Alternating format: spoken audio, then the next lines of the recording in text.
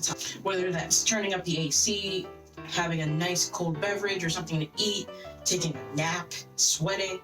These are all methods of thermoregulation, or the maintenance of internal body temperatures, which is a part of homeostasis, which is maintaining internal stability within an organism. It's keeping an organism at peak performance, whether that be through eating enough foods to maintain enough energy, taking in certain nutrients, or keeping cool. Animals rely on a combination of behavioral and physiological mechanisms to maintain their internal temperatures. You may have heard of the terms warm and cold-blooded in reference to the different physiological methods of thermoregulation. Those terms are technically wrong, not exactly correct. The proper terms for these are endothermic, or animals that create most of their heat via metabolic processes, and ectothermic, or those animals that rely on external sources of temperature to regulate their body temperatures. And there are mesotherms who do both, but they're weird. Endothermic animals have a relatively consistent body temperature no matter what the environmental conditions are,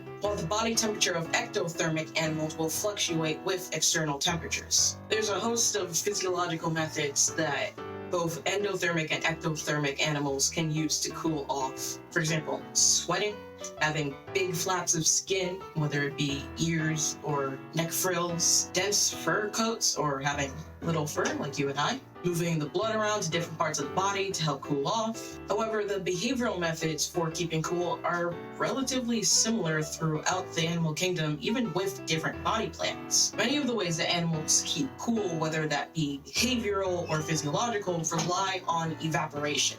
As water evaporates, it absorbs a large amount of heat, leaving the area that it evaporated from pretty cool.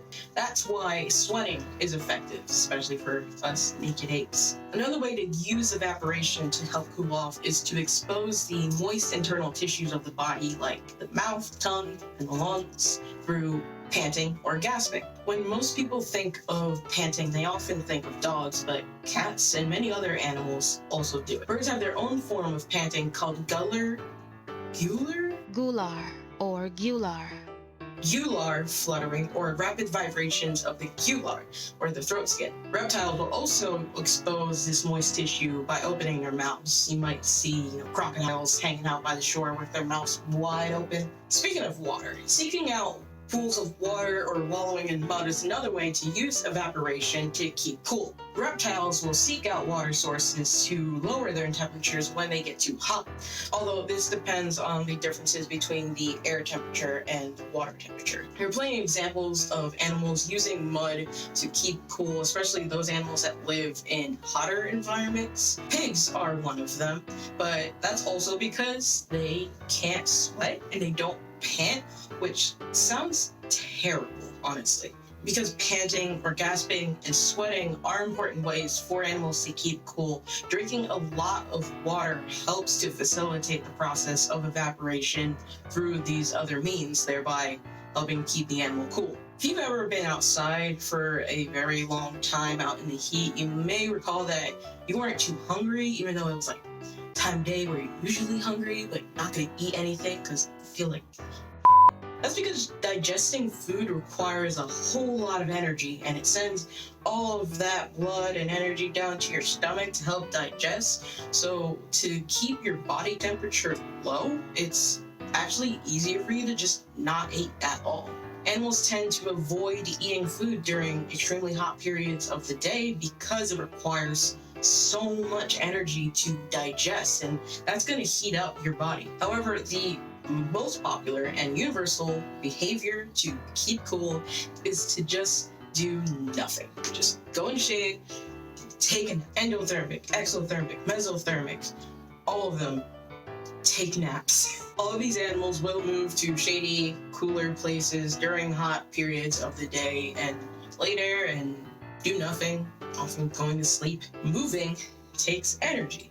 So to stop moving energy around the body, stop breaking down all of those fat stores and energy molecules that I can't remember the names of right now, you just lay down and take a nap. Something that I like to tell people when I go to zoos or back at my old tour guide job is that the best time to see animals is at the beginning of the day or at the end, because the middle of the day is super hot and the animals are just going to take a nap, and usually they're going to be hidden away in a corner, sleeping. And if you want to actually see animals getting up and moving and do things, then to go out super early or at closing time. It's also just better for you.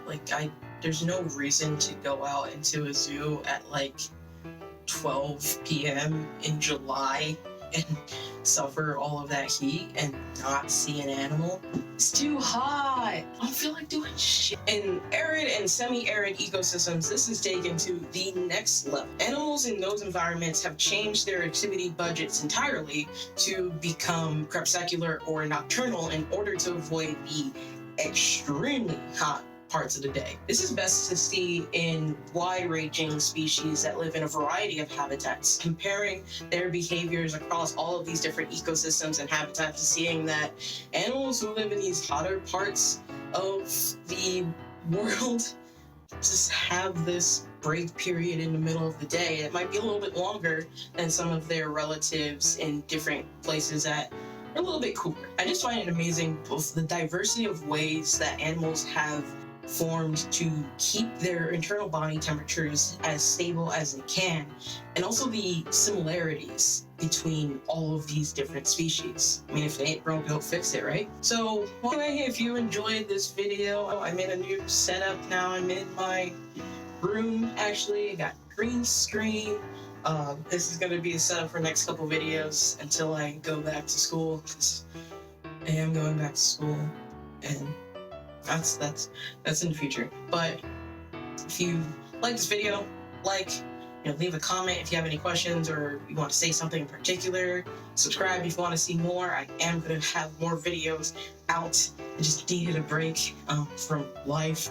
I have Twitter, I have Instagram. I'm working on Tumblr. I'm not sure if too many people are on Tumblr still, but if not, if you are, then go there.